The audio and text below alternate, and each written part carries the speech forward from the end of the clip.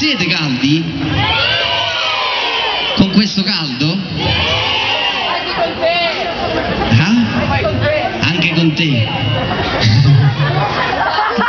Ma tu sei maschietto però. Sì. No, fa caldo effettivamente. Dai, aiutiamolo, fa caldo.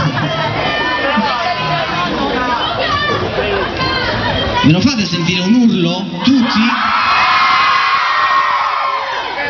No.